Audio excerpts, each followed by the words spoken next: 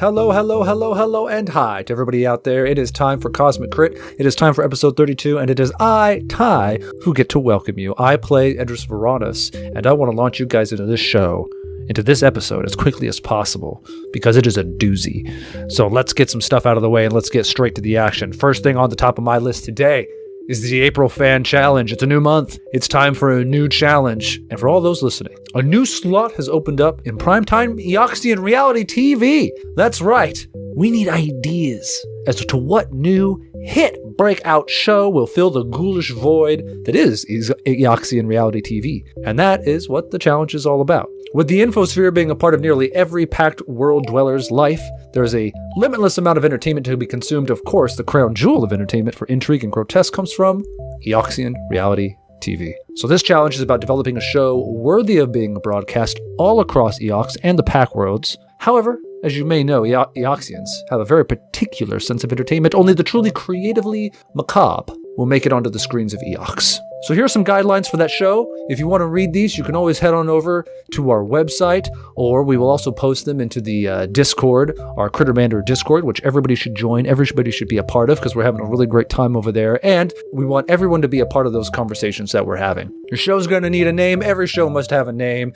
We want a name that entices people to watch and brings in more and more views. Your show should always be about the views, and that name needs to be catchy, but also kind of give a hint of what kind of content a potential viewer can expect. Summary. We need a description of the bloody meat and twisted bones of what your show is all about. Does your show have a host? If so, I got to know their name and what they're like. Whatever you decide, of course, the creepier and weirder, the better.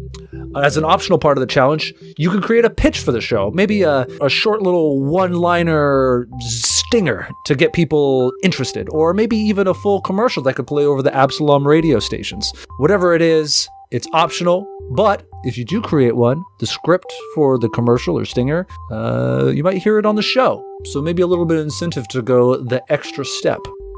Second thing on my list is, as you might have already heard, we have a new YouTube channel. So go check that out. You can listen to things there and get to see the cool artwork that Rebecca does for for all the shows. And don't forget to subscribe. Just another place that you can find us out on the interwebs. So that's all I have. Like I said, short and sweet. I wanted to get you guys into this episode. There's a lot to chew on here, and there's a lot to be chewed on. So here's episode 32, Cultistvania. Last time on Cosmic Crits. We got to use our critical fail deck 4 times. We found ourselves surrounded by cute little Screesire babies. Edris had to kill the cute things. Edris is sad. Screelings! We killed a bunch of Screelings! Edris was very proud of Alindra for thinking tactically in that last battle, and then he proceeded to run into battle like an idiot. So that's the Screesire! The big Screesire threw Edris into a pool of acid. Edris goes for a swim. Andis makes good on their threat to shoot a party member in the face. Andis got me! We entered a mysterious door to discover the cultist's home base, the Star Eater's spine. I'll give it to the cult. They know how to name things. Everyone but Raimi set off a booby trap and let loose poisonous spores. Episode commencing in 3, 2, 1. Episode initiated. We're diving into a virtual playground this week as we escape the horrors of real life and journey into the Oasis, where you can make your avatar look like a creature from James Cameron's Avatar, or any other pop culture reference you can imagine. My name is Patrick, and I'm your GM, your Goonies movie reference, and I'm here to lead this MMOTTRPG. Joining me in the hunt for the only Easter egg you'll ever need are my 5 players and friend. To my left, the first time a Gundam is on the big screen, and it's for less than 60 seconds, it's Drew playing Axe Israk. Boom, boom. To his left, taking a joyride in the DeLorean to get back to the future, it's Jabert playing Andis 147. Greetings, everybody. Greetings. Across the digital table, Chucky and Freddy Cougar in a film together for the first time ever, it's Miles playing Raimi. It's morphin' time! To his left, Chun-Li spinning bird kicking her way into battle, Rebecca playing Alindra Vallis. Hello. And finally, to my right, I wonder if they will ever sell this Battletoad at GameStop, it's Tyler playing Adros Varanus. Hello, everybody. Hey guys! Gave me flashbacks from working at GameStop. Yeah, that's why I threw that one in. How's everyone doing? Pretty good. Good. Yeah, man. Are you all prepared for episode 32? Probably not. Great minds.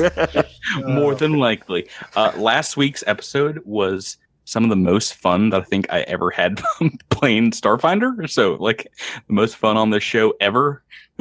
Yeah, I saw you trash talking me over in the fan Discord. Oh Thanks. yeah, no, you're the worst.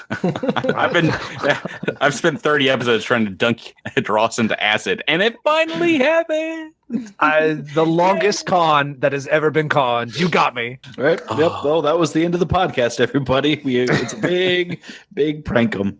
Well, I gotta tell you though, there's something about that magic secret mojo you're getting from wearing a Knack t-shirt.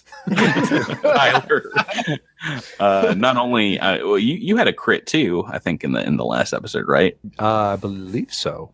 Yeah, you rolled. Oh yeah, no, because I think you rolled a cosmic crit at some point. That episode was insane, but you also lived through that head first dive into a pool of acid.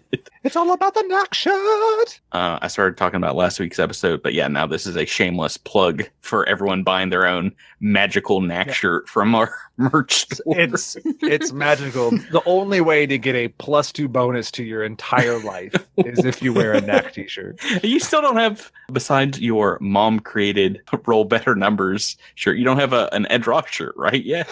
No, why would you wear that? That's like a -5 to anything you do. That's a terrible idea. Don't do that. Boy. Oh boy. All right, let's get to it. What happened last time on the show as we're talking about the fun fight? We had the greatest combat of our careers against that Screesire. It went pretty well. Yeah, I was, I ratcheted up the difficulty a good deal. You had another combatant join in with Yex. Yeah, I love those combats that begin one way and then something happens in like the middle and it evolves into something completely different, where our backliners all of a sudden had to deal with somebody who invaded their backline, and it was very, very fun. Mm-hmm. Right. At the very end of it, you guys descended to the center of the rock K9204, and yeah, you come across what looks like this base of operations for the cell of the cult of the Devourer, the so-called Star Eater's spine. I'm sure glad that we didn't try to open any doors or disarm any traps. That would have been man. I forgot all about that. Thanks for reminding. I was just going to skip past that. Oh, thanks for reminding me. Yes, a gaseous cloud of spores assaulted you, and I need. That's where we're going to start. Is Alindra, Knack, and Edros. I need you guys to make a will save. A will save? I was not expecting a will save from this. Prunk. That's a 1 on the die. Neither was Drew. So a 7 overall. A 7 overall for the will save. I've got an okay will. I'm so happy about this already. Oh. What did you? Oh my gosh. You roll a 20, Tyler? I rolled a 16. That means I get a 20. #Knack shirt. I apparently need to buy one of these. Our magic eel jackets are fort save rerolls, right? Not will save. Correct.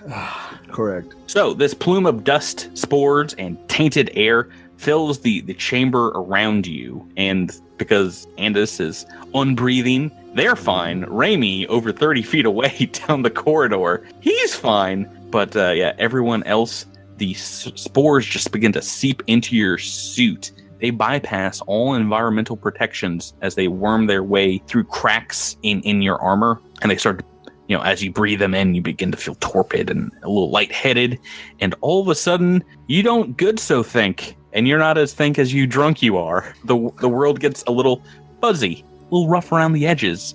As you slur your words, you can't think straight. So, while all these things I've mentioned here might sound like you're just inebriated, in fact, you know this to be the telltale sign of a mind spore plumage. And it is indeed a mind-affecting effect, giving our two that failed here, Knack and Alindra, oh boy, -4 to all intellect, wisdom, and charisma, ability, skill, checks, and saving throws. Oh no. Is there a condition card for this? There's not. This is a special It's not a poison, but it is a magical effect as these spores wiggle their way into your bloodstream and then kind of just, like I said, make you feel lightheaded, make you feel woozy. -4 to basically your bottom 3 ability scores. I'm very surprised that Tyler made this one because I was hoping for a 4 int intellect draw. So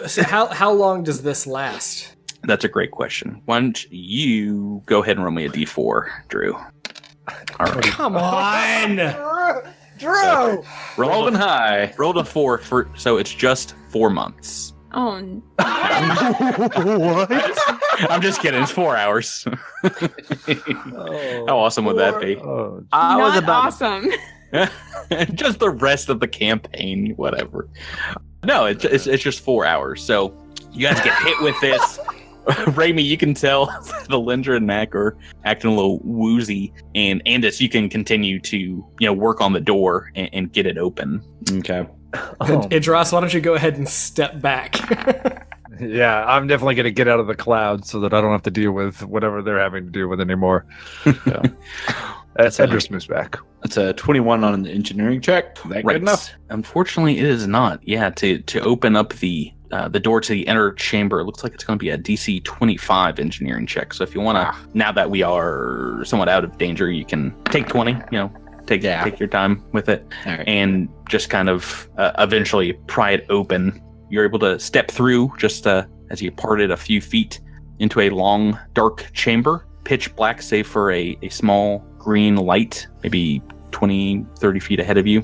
It's cavernous here. It's long, this room extending far into the blackness ahead. So that's what you guys see. About 60 feet out, it looks like a small bank of computers in this tower here in the center of this room with a small green light kind of flashing on it. And it extends much further back, you can tell. I think Edris would want to move to secure the computer terminal and make sure that the immediate area is safe. So he will move up just right to the computer terminal. Right. Linda's going to move into the corner down here and to the south. Nak thinks that Idros has a great idea. Let's charge into this place.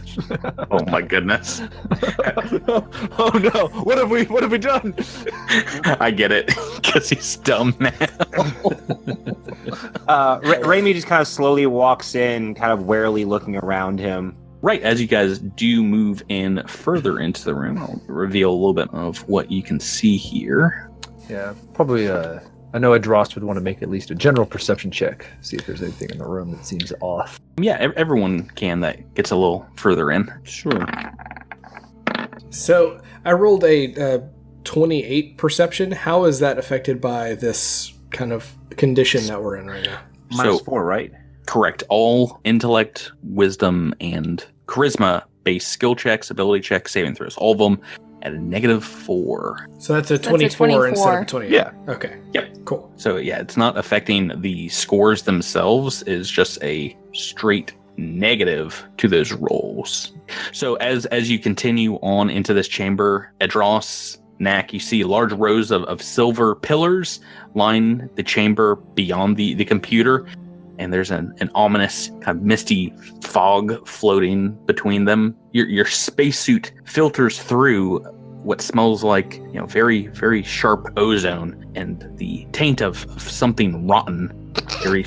Yeah, let me take that one again. I was gonna laugh for the rest of it. And the stench of something rotten amongst these pillars. And this immediately before you is a tall computer console, a cabinet that nearly touches the ceiling about 15 feet above you. The console is dusty, grimy. There's a dried red liquid. Looks like some kind of very brackish blood stuck to the monitor, sticking to the keyboard. It's faintly humming and giving an eerie green glow with just kind of like a return light flashing on it. There's a digital card reader in the command console. If you do go up to it, it's responsive. Is this like a blood splatter, or is this just sort of like coated in blood? It looks like maybe someone used it with bloody hands at one point. There is definitely what looks like someone just bled out on like one part of the console. I see. So let's take a look at these perception checks. Nak with a 24. Lindra got a really good one. You're hiding in the corner. Is there anything in the corner? There's not. I mean, there's a corner in the corner. There's a hole. There's a hole. I was hoping for books. Last time I went to a corner, there were books. Sorry. Oh boy, those spores are really having an effect, huh? So Edron Snack, looking down this hallway, you see this long path, and amongst it, 10-foot tall chrome-coated towers interspersed at kind of even intervals, and can't even see the end from where you're standing of this long hallway. But you see the walls are kind of coated with a plated steel material. And besides the closest of these pillars, you see what looks like just a jumble of body parts and spilled guts, and just a massive red blood stain coating around it. And that is this closest pillar here. I think Edros would want to wait before moving forward until Andis has had a chance to dig into this computer. I mean, there might be traps down this hallway or something that is nefarious. Yeah, this seems suspiciously like a walk down the hallway and get chopped in half by a super saw sort of situation. So are you reading my super saw notes? Yeah, I read your screenplay for Super Saw. Super Saw 2. Right. Yeah. Electric Super Saw. Right. I have DR, but Super Saw goes right by it, so I don't want to get hit by that. That's your one weakness. So I'm gonna just take a peek at this computer and see if I can't just like nuzzle my way in there. Do I have a sense of like what tier this computer is? Yeah, as you access it, it's very old, but it does look like a very advanced computer kind of for its time, maybe a 50, 60-year-old computer console. It is a tier 3 computer, and as such, it is a DC 25 computers check to hack into it. All right, I'm going to go for it. Okay. Can that check be assisted? If you would like, you will be getting some negatives on that. I can help him out. I'm probably not the best person. Yeah, Knack, maybe we should let Raimi assist on this one. Okay, whatever you say, Adras. It's okay, Nick. You can come over and push the enter button when I tell you to. I bet the password is password. I'm going to see if it's password. It's password. That was a 33 in my computer's check. He doesn't need my help. Oh, snap. Yeah, no. And it's just like types in like password. And I was like, holy cow, how about that? I thought your perception check was your computer check. So I was like, oh, no, that's a failure. 33, yeah, you don't need any help on that one. So as you access the computer, you can see that there are 4 basic subroutines, basic modules here. One is called SES Electrical Mainframe, another SES Life Support Systems, a third Entrance Deterrent, and a fourth Chamber of Devouring. This cult really knows how to name stuff, man. Yeah. Let's see. So this entrance one seems relevant. So let me take a look at that. Right. So as you take a look, it seems to be, as you trace, it electrically through the base, the trap that is located on the outer door that released the mind spores. And you see a counter that seems to be counting kind of down from an hour and up to a certain count that seems to be it resetting itself, like kind of collecting more spores and building up air pressure. You can disable it from here, though. Well, now that I know that the password is just password, I'll just get it if we come back this way. That one is behind a firewall subroutine, as well as the fourth one, the one marked Chamber of Devouring. Okay. Well, I'm going to ignore that one for the time being, since it's already counting down. And I'm going to focus on Chamber of Devouring. Okay. So as you are kind of prodding these ones, you do notice there doesn't seem to be any countermeasures on those last 2. So if you wanted, you can take 20 on them. Okay. Yeah, I'll do that. It takes about 6 minutes or so. Okay with that? I think I'm okay with that. Yeah. Everybody else? Yeah. I'm just trying to count down to 4 hours, man. Let's do this. Take all the time we need. Let's mark off 6 minutes of it. Awesome. So while Andis is hacking into the mainframe in that time, is there anything else the rest of you want to do? I guess Edris would call it Andis, do you think I could go search that first pillar without, getting blasted by terrible spores? What were the name of the first two? The first were SES Electrical Mainframe and SES Life Support Systems. Yeah, it's probably fine. I just want to know what SES stands for. Well, if you did not have those mind spores affecting you, you could probably make an educated guess as to where you are. I know. Oh, Alindra, what is it? Star Eater's spine. Oh, Gold Star. Oh, there it is. Yeah, that makes sense. Yeah, so Tyler, are you inspecting the body? Yeah, I would like to. I'm wondering if I could use my survival to maybe see what happened here or what's gone on with the body. I could, or medicine. You So I'm checking foolish fool, have fallen right into my trap. Right. So as you're looking this over, besides this closest pillar, you start looking at, it's like chunks of body parts that someone hacked up and left them in a gross little pile, and it stinks as you get closer to it. And yeah, you like pull out maybe like a leg or something, but you don't have a ton of time because as you step further down this hallway, there's a massive electrical humming sound that begins, and Oops. the panels along the wall begin to vibrate. The floor beneath you starts shaking, and all around you, a web of burning solid red laser beams cut across the air. The beams bounce off the highly polished metal surfaces, making a fiery lattice of crimson death that is coming towards you. And just Etros, this is a very fun trap, the Chamber of Devouring. Tyler, I need you to go ahead and make an initiative roll. I can do that. Here you go. Oh, it's a 2, which means it's an 8. Awesome. So I also roll. I have a plus 12 on my initiative for this laser wall trap. Right. Good. So it begins moving towards you very quickly, and you only have what looks like one chance to hide, jump behind one of these metal pillars, or do some kind of crazy contortionist act to jump through the lasers without getting hurt. Go ahead and make me a reflex save. Adros, watch your step. Do it as Edros. Adros, watch your step. Yes. Why are you saying it so weird? That doesn't make any sense. This is how I always talk. Reflex save for the win. 14. Oh, Plus boy. 2 with watch your step. The DC. I'm so sorry, Tyler. The DC is 17.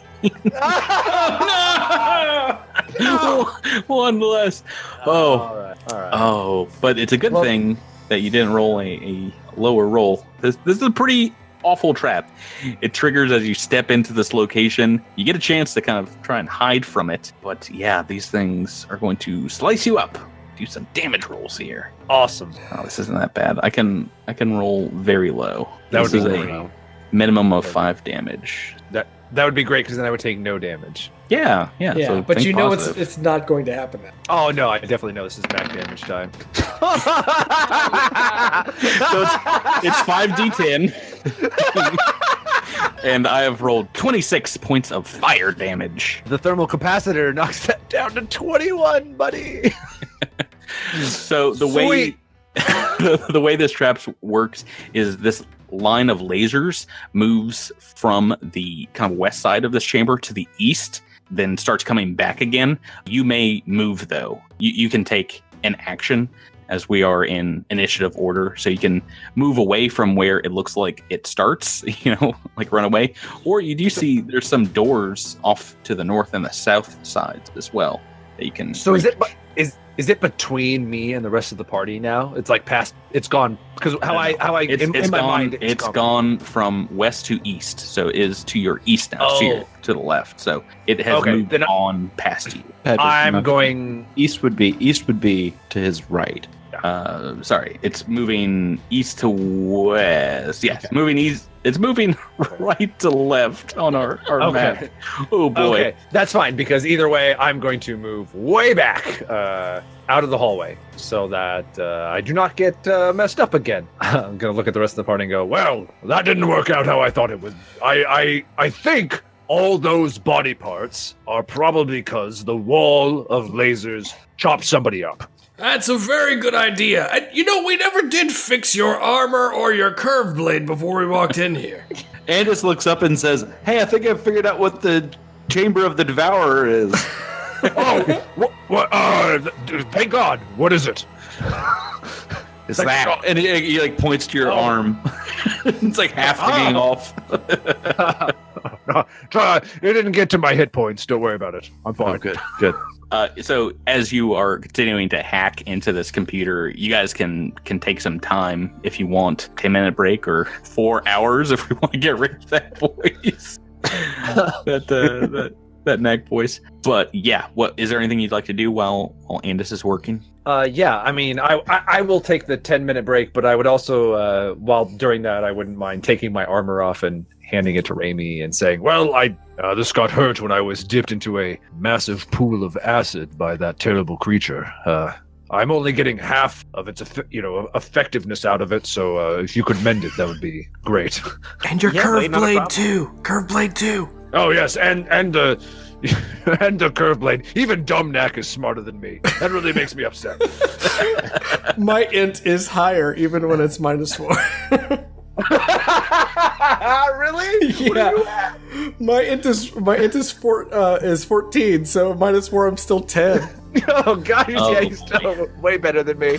So no more Adros voice. 'Cause you're just like high school equivalency knack at this point. You're like completely average, Yeah, unless you're below an 8, you don't get to be the Adros voice. But yes, so in non-character terms, the curved blade and the armor took quite a bit of damage. I mean, pretty much half of its actual total damage or total health. I need Raimi to mend that, and then I will use a resolve point to get back the 21 points of stamina I just lost due to the Devourer trap, which was beautiful. Mending gives the armor and or weapon 1d4 hit points back. Do you remember how much each was down? Yeah, 8 on the weapon and 13 on the armor. In the previous episode, your armor and weapons got jacked up by being dumped into a pool of acid, and we've got those numbers here. If you want to try and have Raimi mend them up, it's only d4 hit points back for each casting. He can do it as many times. It's like a level 0, right, Miles? Correct. Yes. So you can do it as many times as you want, but it takes 10 minutes per. So it just kind of depends on how long you want to spend here or how those rolls go. Yeah. So the curved blade, it's way down. I'm not too worried about it because we could possibly be here for an hour just casting mending. I have a ton of weapons. No Dumb-Knack. You're gonna get to be Dumb-Knack for as long as you can.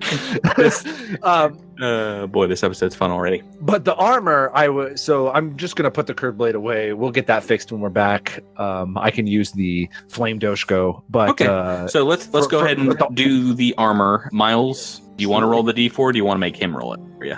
I'll roll it. It's fine.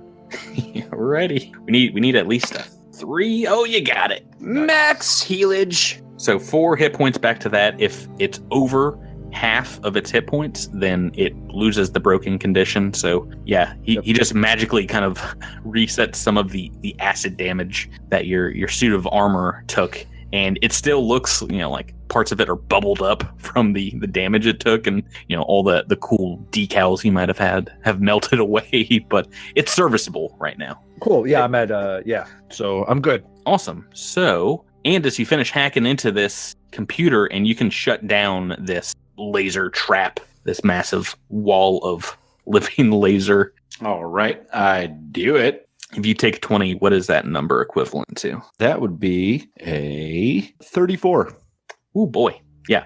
So great, easy to disable, and you're pretty sure that it's safe to walk the rest of this chamber now. Mm-hmm. And as you were getting sliced up, Edros, you did see that there was a door to the north and a door to the south. You guys want to continue on? Any chance I could take a look at this electrical? Is this just like the electricity for the station, or? Oh yeah, so those are not behind a firewall, both Okay. the electrical and the life support, and it just looks like they're in kind of a low power mode, and you can turn them on. If you turn the lights on, only a few in this chamber light up, but you can hear kind of like more electricity running through the base. And the life support, same thing. So some air starts flowing throughout the base. It's a little worrisome that the cult has none of that already going. Oh yeah, no, you don't hear a thing here. Yeah, we there's like that pile of dead bodies, and now we find that the base is, seems empty. This is. I feel like maybe they stumbled upon something. I'm really worried. I'm really worried, but I guess we can move forward. Yeah, I'm gonna go ahead and turn on life support and turn on the electricity. Sure. Do you want to take a look at this body? This pile of body parts. Now that you're not going to get cut up yourself and join it, Ed Ross. Yeah, sure. Let's take a look at it like I originally wanted. If anyone has knowledge mysticism, go ahead and roll that for me. Me. Can we get dumb Alindra out of the corner? Uh-oh. Oh no. Natural 1. Natural 1 plus 10, so that's 11. All right, I'm gonna take a shot at this as well. Awesome. 21. Hey-yo. So, while it doesn't seem... Raimi, you're just coming up all question marks. I'm a little spent after healing the armor. Yeah. Raimi, did you get hit by the spores too? You've been thinking enough today. But as Andis, you're sorting through it. Yeah, this was an undead creature of some sort. Maybe a Barace or a ghoul. It seems though, the body was cut into really fine pieces. You know, the trap just kind of sliced it up. It got hit for a lot of damage. And you find among the gore and bone a metallic skull insignia. Now, if anyone has a culture check they want to roll me on this, I'll show you what it looks like here. Do we have time for me to take 20 on culture? It's up to you if you want to spend some more time of your 4-hour sentence kind of pondering it. Even at -4, it would be 26 if I took 20. Yeah, so that's enough. And it's a -5 if it's something with the Underworld. So this is a marking, like a badge insignia of the exiled Yoxian Naval Brigade, the Corpse Fleet. Corpse Fleet again!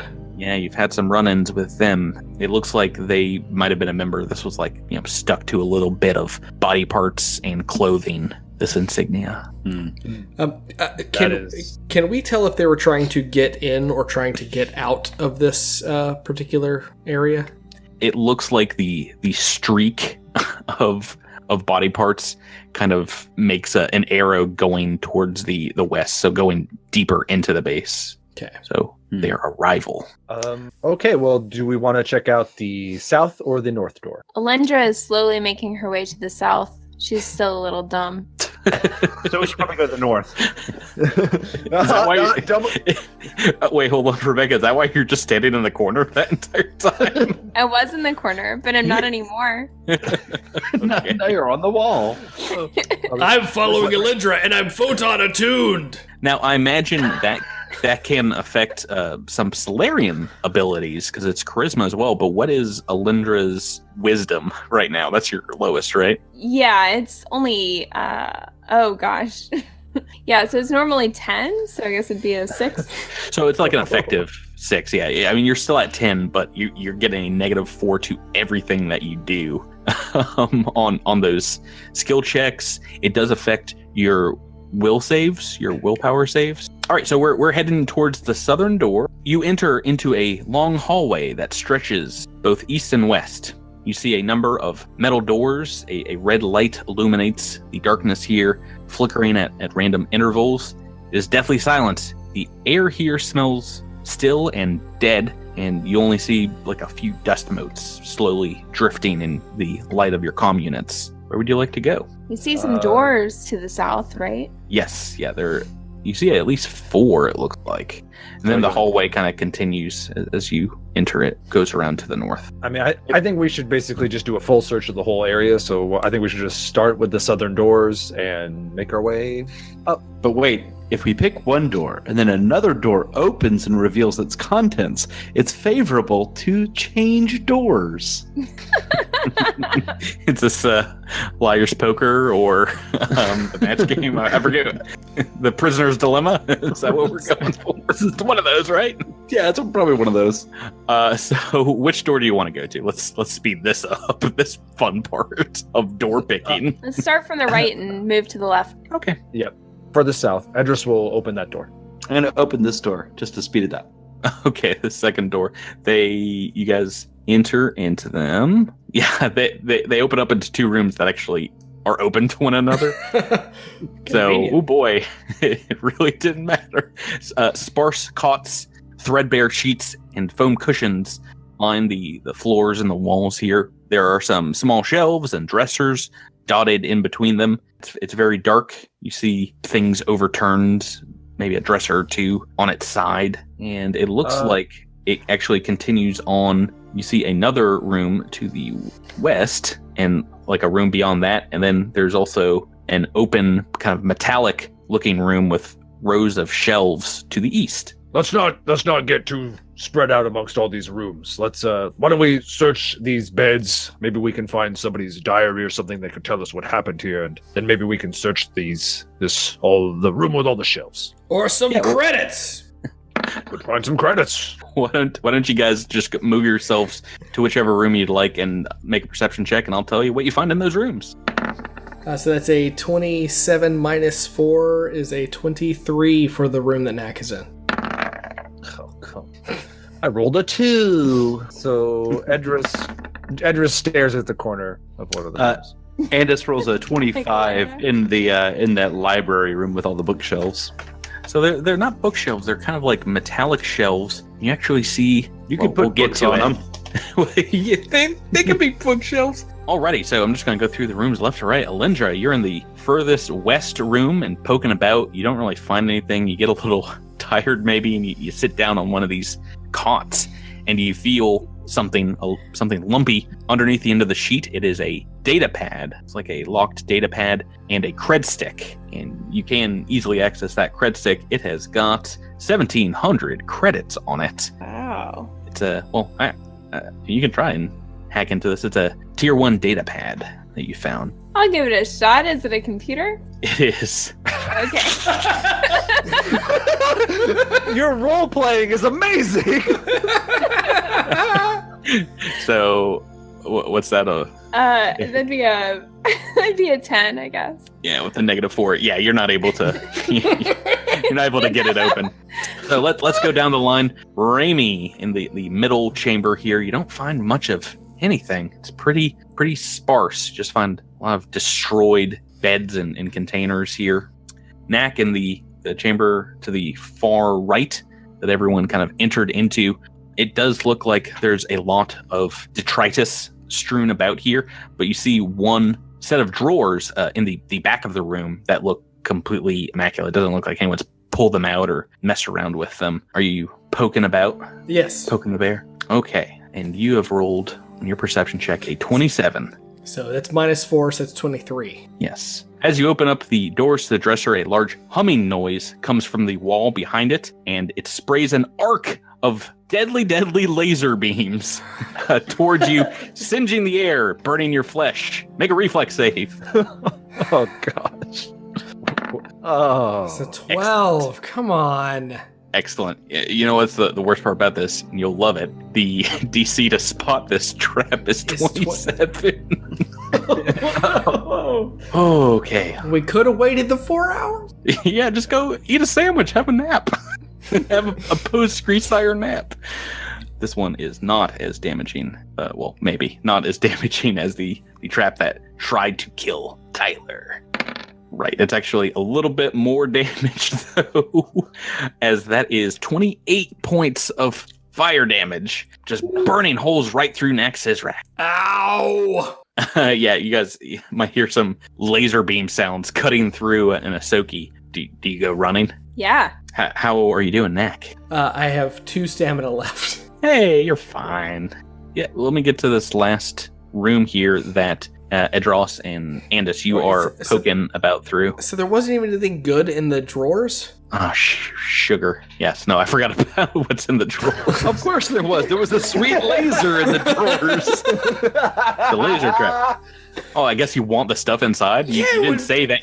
You didn't say that you continued to open the doors. Unless it's like an active grenade that's about to go off. No, I don't want that. But if it's like some credits or like a data pack. Not a single credit, but inside the drawer you find a number of armor upgrades and weapon fusions, including a brown force field, a Mark I electrostatic field, a bleeding fusion seal, and what looks like a skull and spike infused vicious fusion seal. This is one that you guys don't have access to, so if you take a look at it later, I can explain what it does.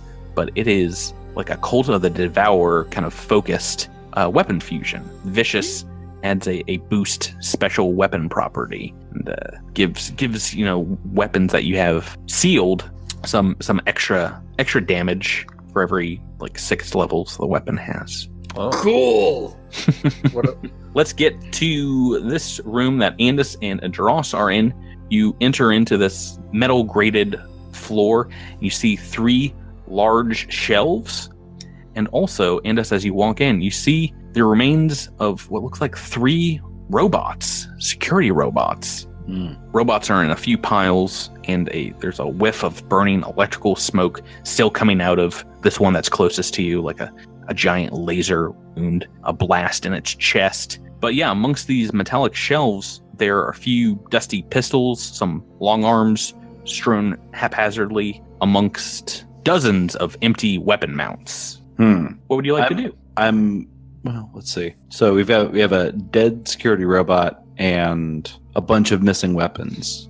I'm presuming that you're not telling us what the level of the weapons are, because we're not allowed to loot the rest of them. Oh, you haven't told me that you're entering or taking guns. You're just standing at the entrance right now. That's what you see from the entrance. Okay, then I enter the room. Yeah, do you want to go and start picking these guns up? I want to go take a look and see what they are. Right. So amongst them, it looks like most of them are in pretty poor state. They are almost all of them you find broken or jammed or require some fixing. Probably why they were left here. But you find a pulse caster pistol, a Red Star plasma rifle, a blue and yellow chromed Thunderstrike sonic pistol, and a utility scattergun. There's no ammo to be found here. They're all emptied as well. But they all sound so cool.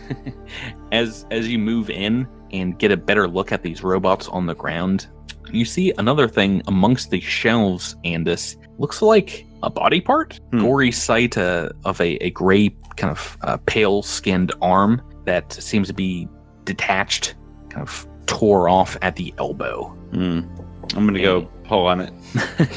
As you pick it up, you see, turning it over, protruding from the forearm, what looks like almost a wound, but it's actually kind of grafted into the skin itself, is a large, foot-long blade made of bone. So it's like an ulna? A what? Yeah, it's like an ulna that just poked through, or no? This looks like a bone that was grown perhaps specifically to form into a blade. Why don't you give me engineering, a DC, or why don't you give me an engineering check on that? 27. That's real good. So this is DC 24. This is a necrograft. It is a body augment that is not used with regular magic or technology. It's crafted inside people using necromancy.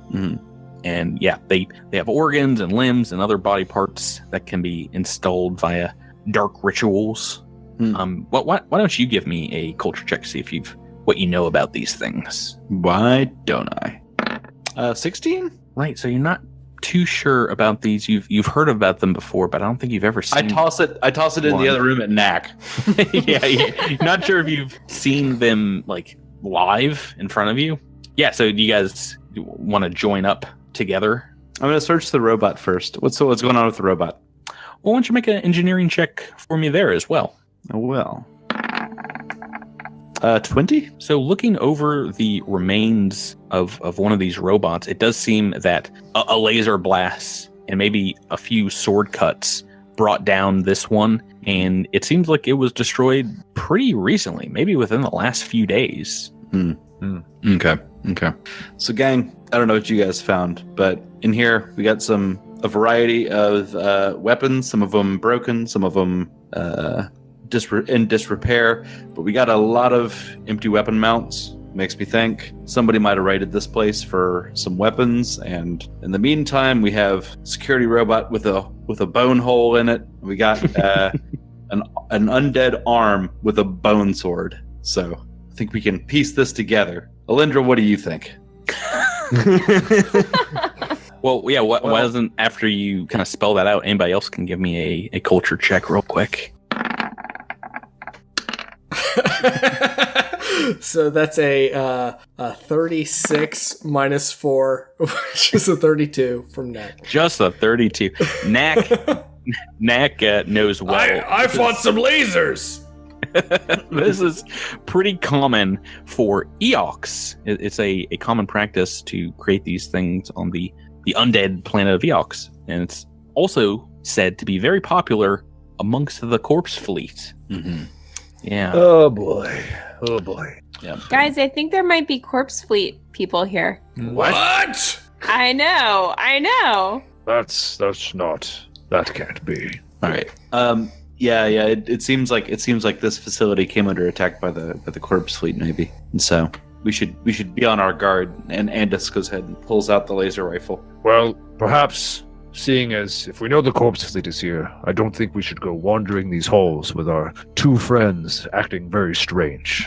And we do have, my equipment is still somewhat damaged, and we do have some weapons here that are damaged. Perhaps if we spend some time, hopefully our friends will feel better, and Raimi can cast mending on a bunch of my armor and weapon, and some of the weapons here, and we can increase our arsenal. What do you guys think? You guys want to take a nap? Yes. Yeah, let's do it. 4-hour Okay. nap.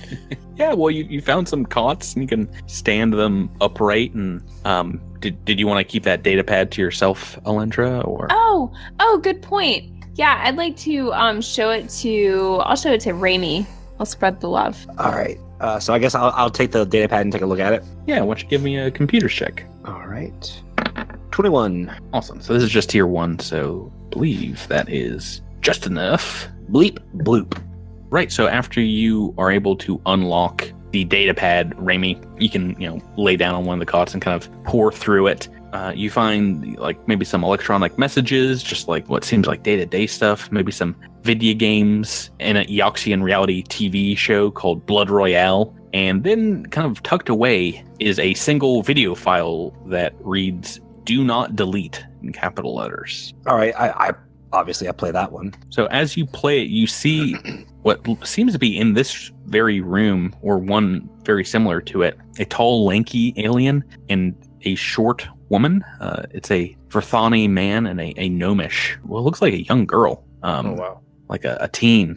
They're sitting in this room on the floor, their legs crossed in a meditative pose, and they are both wearing robes of acolytes, the same ones you found on the bodies seemingly sacrificed to the Screesire topside. And they're just kind of going back and forth, singing this low, grunting ululation, kind of marked at intervals with them intoning, "Niara knows, Niara knows, Niara knows."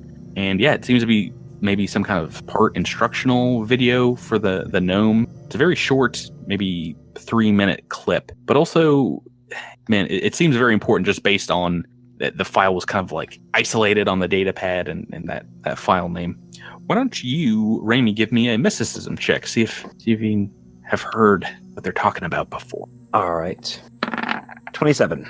Awesome. Yeah. So in your mystical readings, you have indeed heard this name, Nyara, that they're saying. She was an apocalyptic elven author, and she wrote a pretty famous treaty, a text called The Entropy of Existence and the Glorious Rise of the Void. Not something that you've read yourself, perhaps, but... Am I familiar with what the context of the work is? Oh yeah, no, it's like apocalyptic prophecies and Okay, so it's prophecies. Is it? I guess what I think this might be what the basis of the cult is around. Maybe the start of the cult. It could probably easily be extrapolated for cultist and Cult of the Devourer kind of activities. You didn't think of the text at first like that. It's pretty old, maybe a few hundred years old. But from what you remember of it, yeah, it's all about the heat death of the universe. And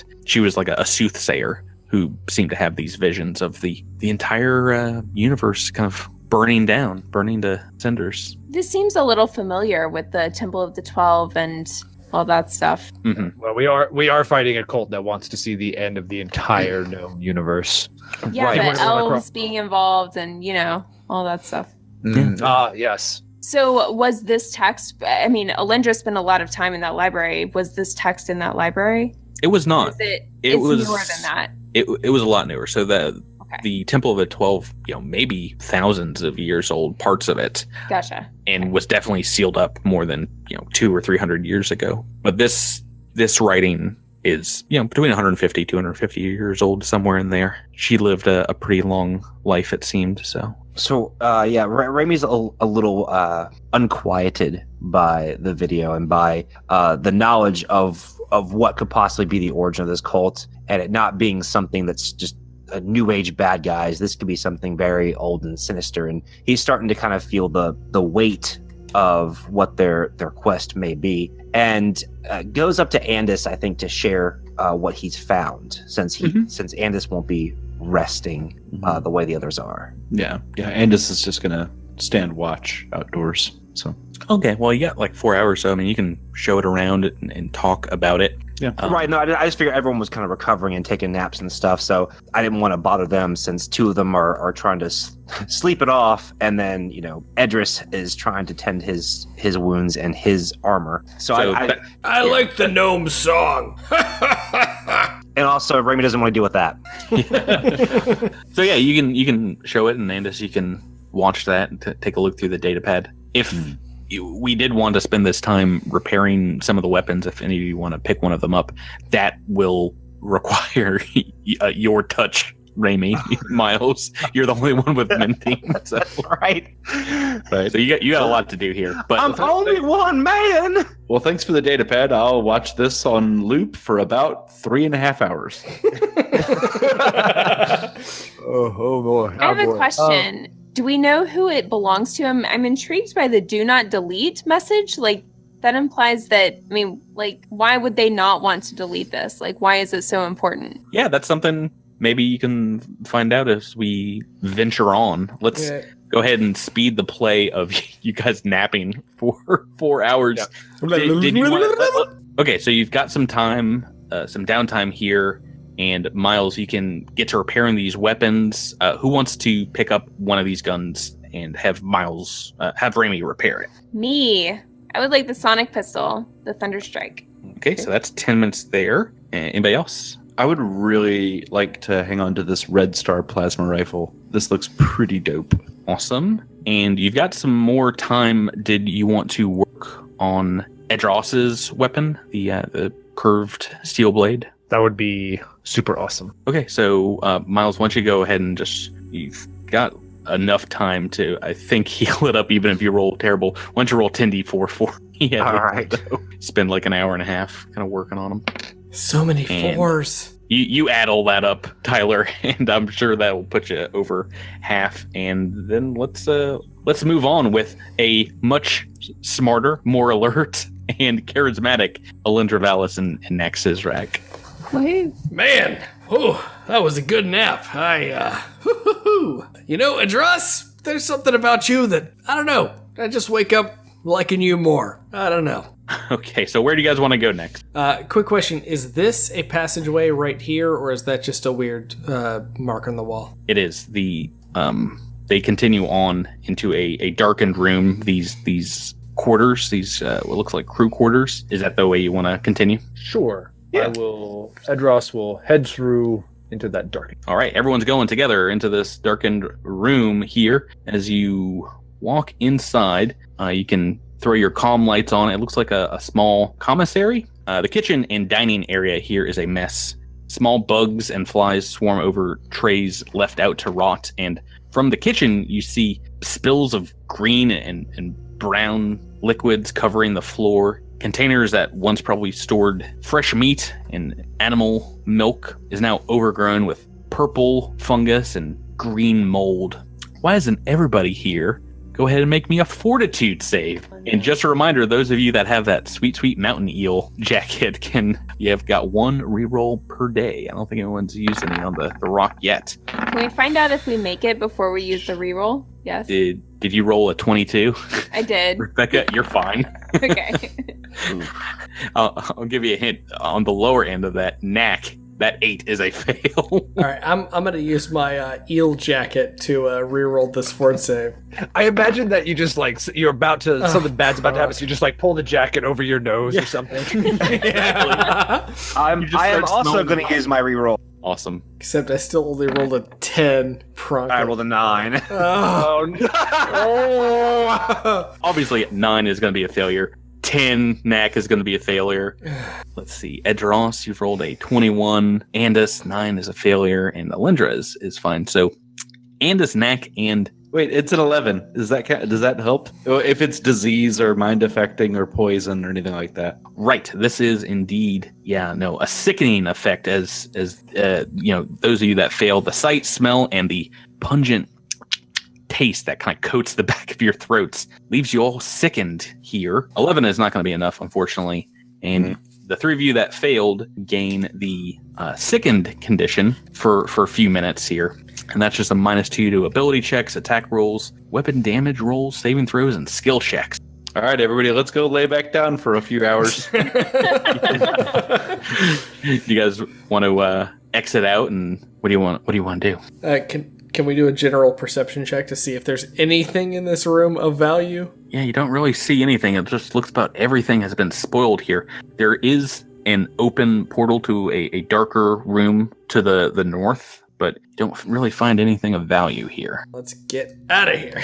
I'd like to explore the northern chamber. Right. So as you enter into this chamber here, it's darkened, save for a massive bank of 30 vid screens, a few VR emitters. The screens tower to the ceiling 15 feet above, along with panels of inset buttons, knobs, and switches. The screens all seem to be dimmed to show a total solar eclipse of the sun. Hovering on their screens, the light muted, but not so dimmed that you can't make out the large rotting corpse of a creature in the middle of the room. If you look it over, it's about the length, the size of a monitor lizard, and it's got a ruddy, crusty red skin, 4 sharp clawed legs, and its head, its tongue's hanging out into a pool of congealed blood. Above its toothy maw, you see the cavities of 2 deep eye holes, but it's not just where the eyes were once on this corpse.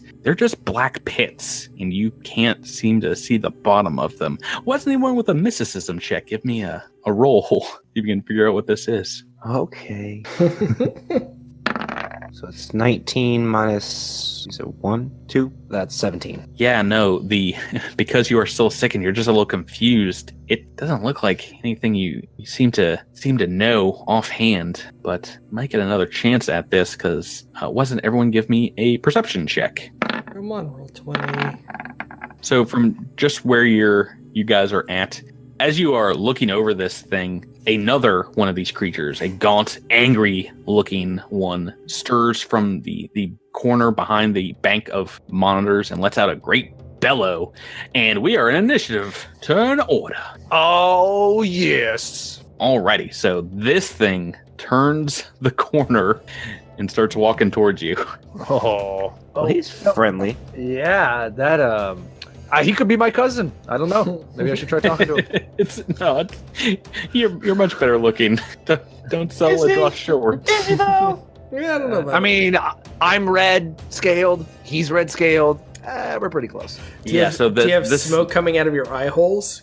Yeah, this living one, it looks pretty wicked. It does, where its eyes would be, just have these big old holes, these black holes with smoke billowing out of it. Pretty rough stuff. And it has gone on its surprise round. Nobody saw this thing moving. It's moved forward towards you, and as it does, I need everybody to go ahead and give me a will save.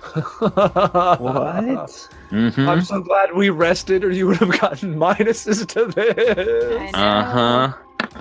Ooh, we got some high rolls so far. Keep them coming, folks. So my sicken state, does that affect my will save? Yes, it is a -2. Oh, so it's only still. a 23. So this is -2, but +2 if it's mind affecting. This. Sweet.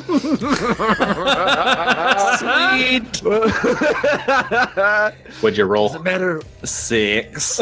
It is indeed a mind-affecting effect. As this thing comes forward, you guys start looking into its billowing, smoke-filled eyes. You get the sense of being crushed, being left in the dark, and suddenly you kind of feel like you're free-floating in space, the darkness surrounding you. And it looks like we've got a couple of failures here. Andis and Raimi, both of you guys are confused. Oh no. As per the ability. And Fuck. I'll warn you guys, if you are looking at this thing, this ability happens every turn. Looking into this thing's gaze. It's a void gaze. So that's fun. Turn 1 at the top of the turn order is Edros, who you looked straight into Evil's eyes, and it apparently made you chuckle a little bit. This is full turn order. What would you like to do? I'm going to try and get in behind this thing, and hopefully it will turn around and face me so that it's not facing everybody else, and then everybody else can just shoot it. Okay, so you're going to try and run past it? Yeah, I'm going to run past it and get in between it and the corpse of its buddy. So I probably will provoke, I am assuming. But Oh yeah, most definitely. It's going to try and bite your head off. it probably does. 18, that is a hit. Its giant maw comes down on your leg as you're passing by. Ooh, minimum damage. Roll a 1. So 12 points of damage. Okay. And what would you like to do? While I'm moving, I would have pulled out the curved blade and go ahead and try and strike this thing. 19 Whoa! on the dice. That's a 19 hit. on the dice, 30 for 14 points of damage. All right, yeah, you slash at its hide. It goes right through, cutting into the side of this beast. It bellows in your direction. Next in the turn order is Alindra. So I'm in kind of a tough spot. I can either move straight forward and flank with Adros, or I can move to the side and try to get on its side so that I'm not blocking our ranged players. All right, so I'm just gonna stay where I am and take advantage of the flanking bonus and Stellar Rush straight at this thing. Oh boy, you want to do an attack? Yeah, I'm just gonna do a melee attack at the end. Okay. So that's a 15. Ooh, that is not including, though, your flanking, right? Oh, right, so 17? I guess? Yeah, no, 4 on a dice. Unfortunately, that is a miss. Rush up to this thing, and it's so busy fighting a Dross, it kind of just jumps out of the way as you are bringing your sword to bear on it. Next in the turn order is Raimi. Now, Raimi, why don't you go ahead and roll me a D100 for the confused table. This is where it gets off. A 40. That is do nothing but babble incoherently. That's a good thing. Classic. That's your entire turn. Next, Waka waka. next is Rack. Oh, Proc, another monster, get it! And then I'm also going to quick draw my Corona laser pistol and attempt to fire it at the baddie. It's going to be a 22 to hit. 22 -4 because you are shooting past Alindra. She is near direct line of fire. Is just a hit. Woo! And it's going to do 18 EAC. It's going to do a whopping 5 points of damage. Every little bit. 5 more than Alindra just did, son. 5 Also- on the board. Everyone that is not affected by Confuse right now, go ahead and give me another willpower save. I mean, who is that? That is Kind of depends. Edros, Alindra, and Nak, I believe. Oh, Okay, well, but I mean, correct me. I guess correct me if I'm wrong here. But the dog can only face one direction, so either That two is people are looking at very it. wrong. Okay. Not how gaze attacks work at all. Yeah. 3 failures. Everyone is confused up until this next round, and it is going to send a couple of bites. One at Alindra, one at Edros. It's writhing back and forth, trying to bite both of you, bite a leg, an arm, whatever it can get its teeth into. Edros, this first attack. Natural 1. Natural 1! Natural 1. Does this trigger the crit fail deck? Because it is 1 level above you guys, it does. Yes! Yay! Ooh, you needed that right now. Crit fail deck on CosmicCrit.com. You can get this and roll a melee, a ranged, or a magical. This is a melee attack. It's trying to bite. This is pretty rough because there is no save with this one. Submitted by our own Delibird.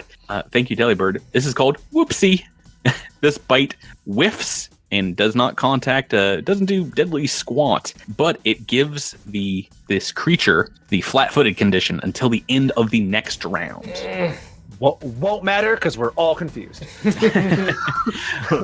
It's going to continue and try and bite Alindra Valis. -4. Rebecca, what is your KAC? 21. So I've rolled a 5, and that is just a miss with, -4. 13 plus 5. Yeah, I've rolled an 18, so that is a miss. Yes. And yeah, it just seems so confused by having two of you jumping on either side of it.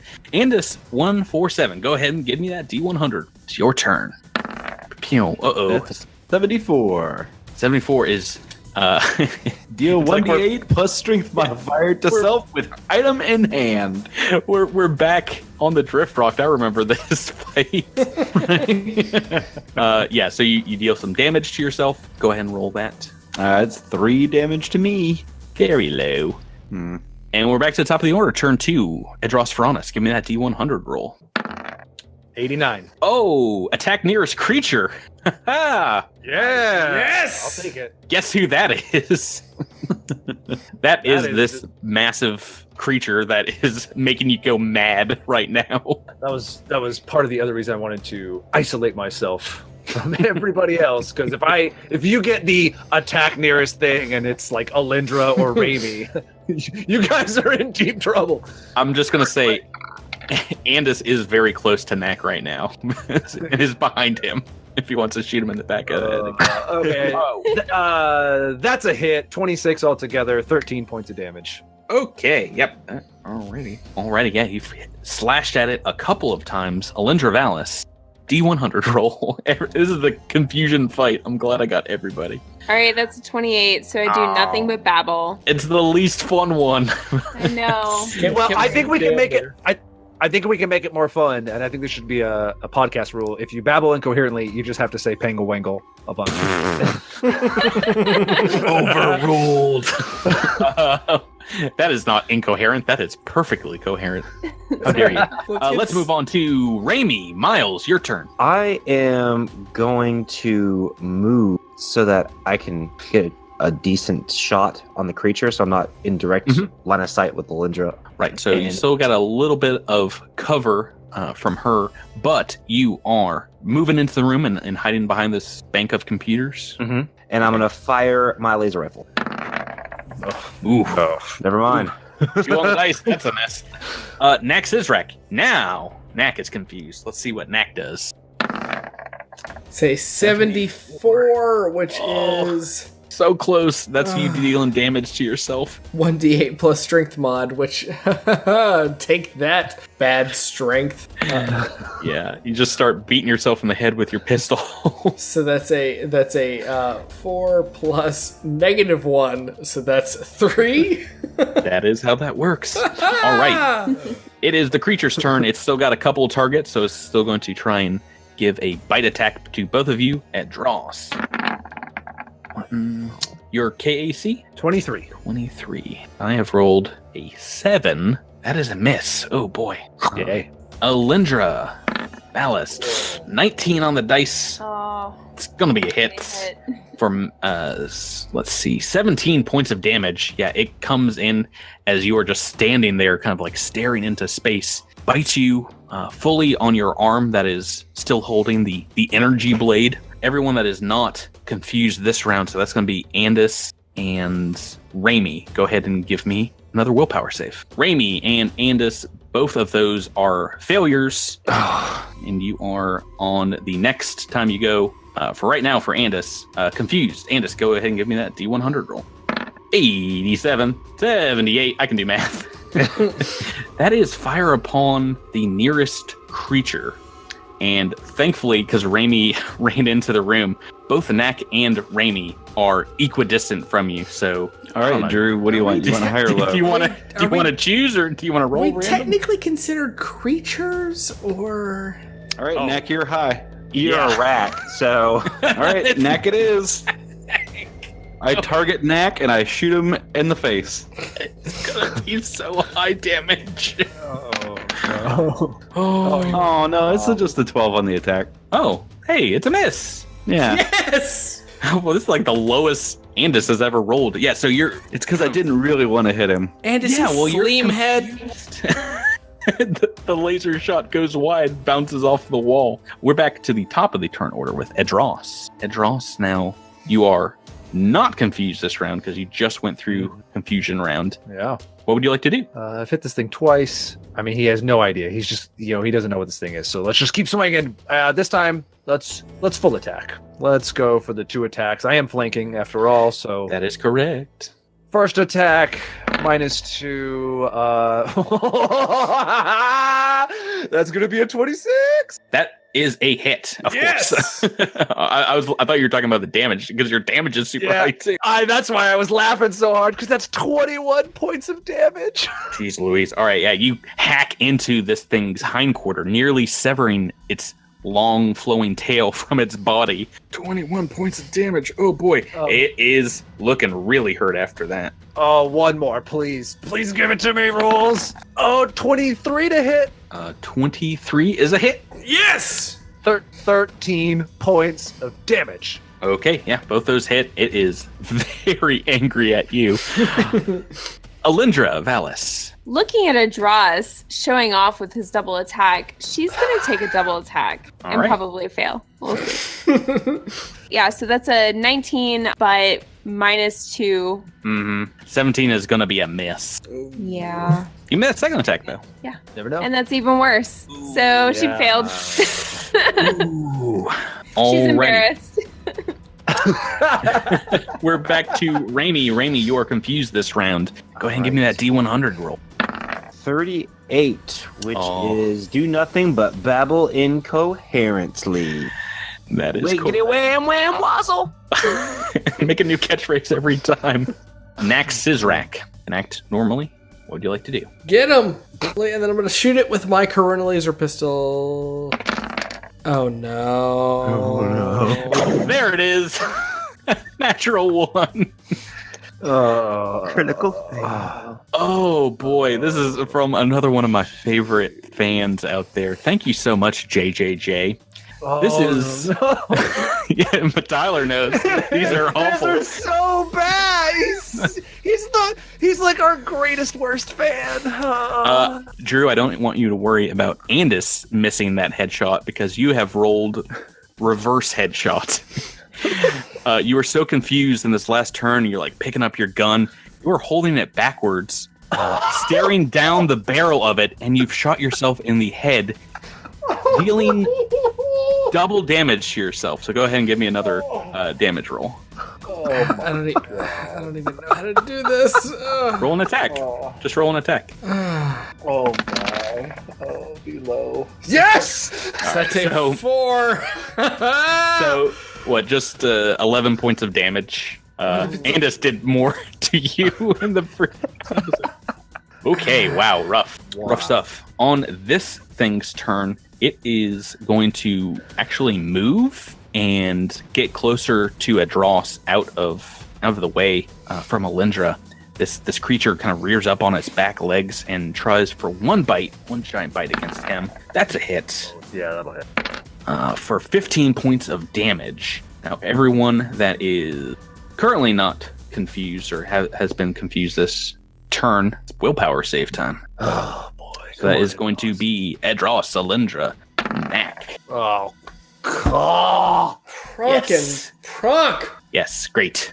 Awesome. three failures. All right, you see Andis 147, everyone around you shooting themselves and babbling incoherently. You've got a clear bill of health. What does Andis want to do? Okay, so at this point, I'm not confused. Correct.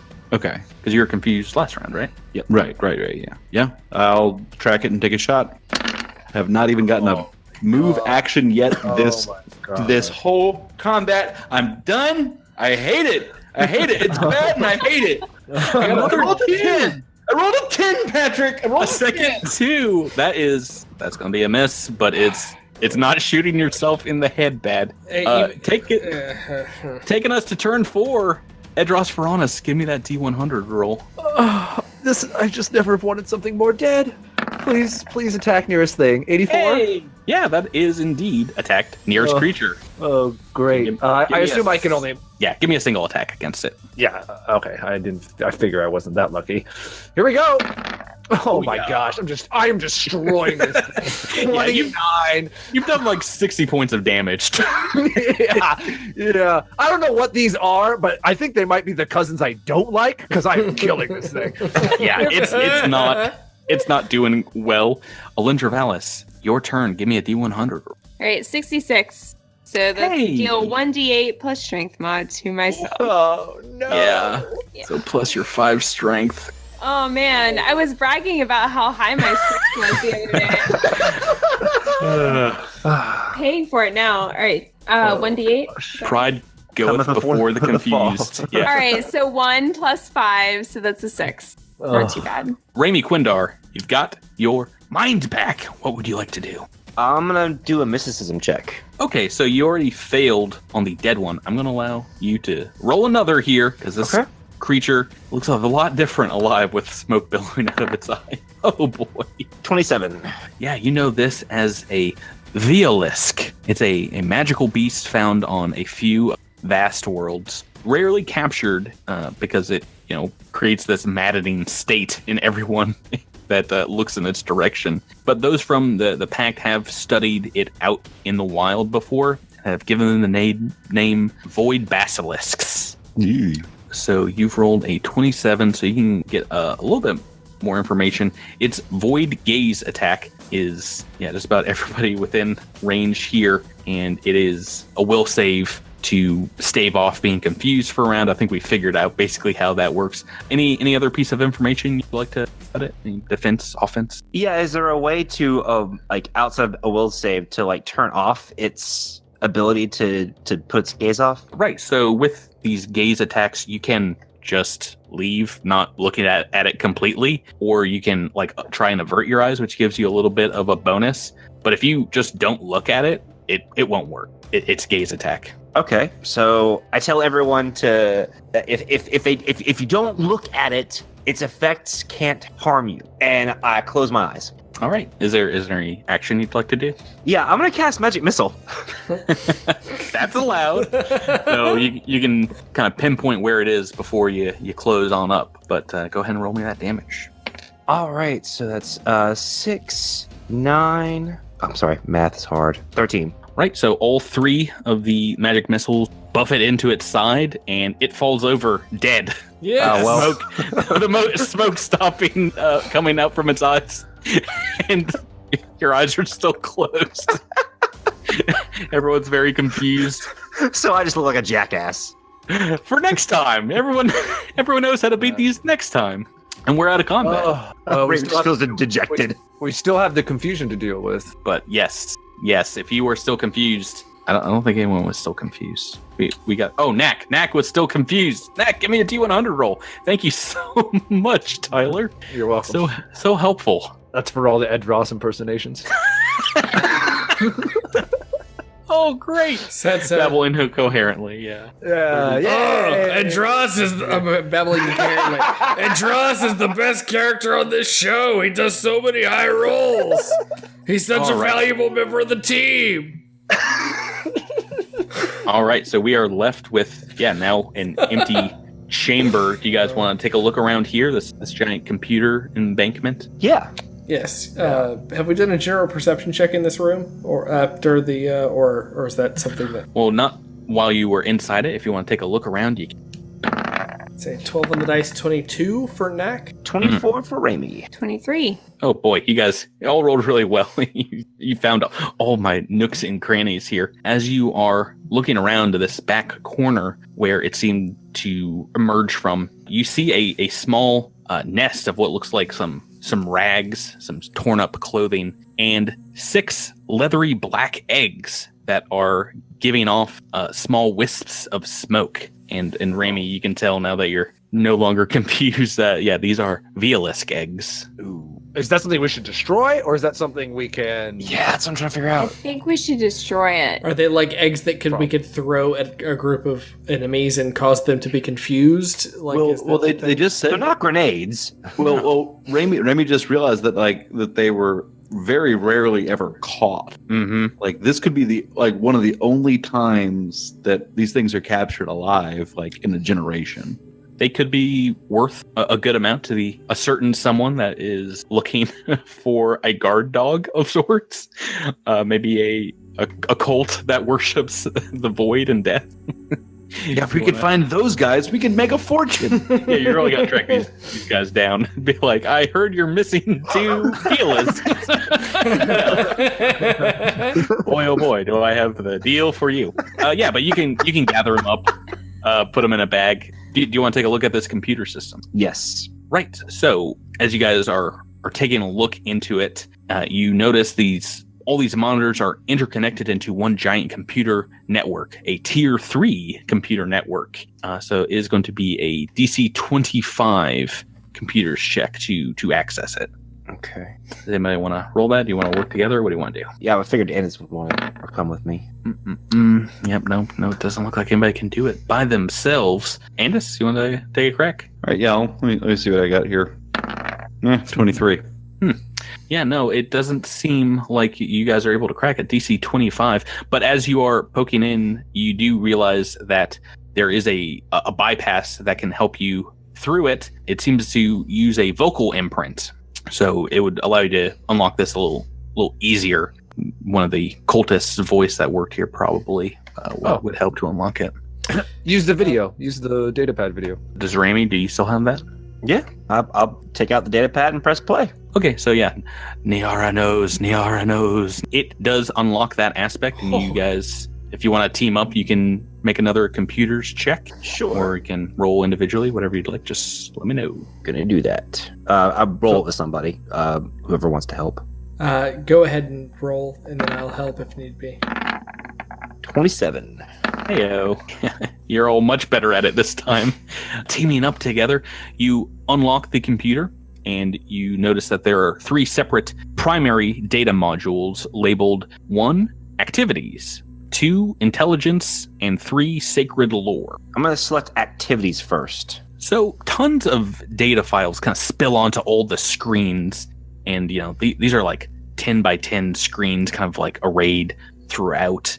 There's a few holographic emitters to the side, and a sort of manifesto or creed for this sect of the cult is outlined amongst these pages. You see day-to-day activities, some videos of ritualistic torture, perhaps of those unlucky enough to stray close to their rock. There's some grainy footage from up top of people being fed alive to the Scree Sire. And then you also see videos of what looks like them stabbing acolytes, and while they're still alive, implanting these Scree Sire eggs on their person. Another screen pops up, more gruesome violence. The devouring trap, the laser wall, is slicing a young female dwarf in a miner's outfit to shreds. And as you kind of recoil seeing this, remembering back to a fellow android that used to be used for sport back on Depthsys, and all of a sudden your exocortex, a will of its own, transposes through the hollow emitters the memory of this android's face onto the screen. It is pretty overwhelming stuff. Yeah, I shoot the screen.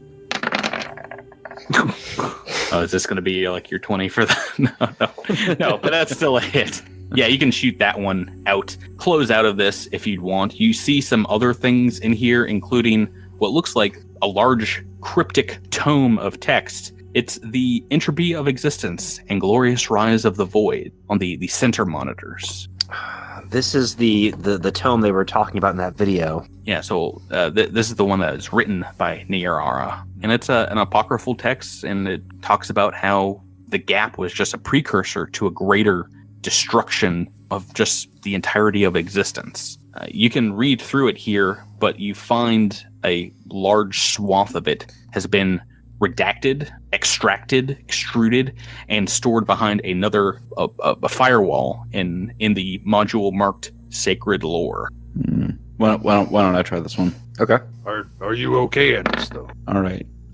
Did I trigger any countermeasures? Yeah, what did you roll here? I rolled a 19. So what are they? There is no countermeasures, but that roll is not enough to get past.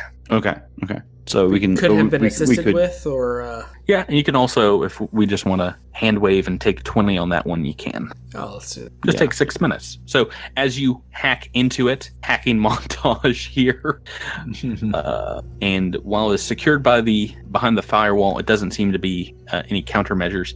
It contains information about the Devourer, kind of their religious focus, the entropy of the universe. Good. We should probably download all this. As you're looking over these Gospels, these sacred texts, the high priority text that was blacked out in the activities, as it is accessed, a hologram of an elven woman pops out from the emitter. She stands about your height, has wickedly spiked hair, and her eyes are whited out.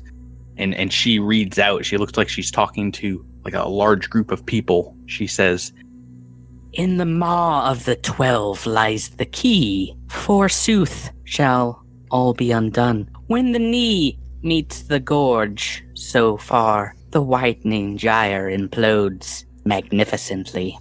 I was expecting her to say, "Help me, Obi-Wan Kenobi, you're my only hope," but that was a lot worse. No. Can I do a roll to like decode what she said? Probably mysticism if you want to find out some more information about that. Well, that's me. It's the plus 10 is 19. And you're not really sure. You're pretty sure that this is something from her book of prophecies, but what the knee meets the gorge, what else? I said some crazy stuff. In the maw of the 12 lies the key. I mean, you're pretty sure that has something to do with the Temple of the 12. And if this is something this sect of the cult kind of based their religion on, they're probably pretty interested in what Tahomen sent them. Great. One more data module. Do you want to try and open that up? Yeah. It's behind another firewall. All right. So just running computers check. Who wants to do it? I'll do it. Is this something could be Go assisted? Yeah, if you want, you got to say it though. Yeah, I'll assist. 24. No, that's my check. Oh, mine was 31. Yeah. Oh boy. Never mind. Jeez Louise, 31.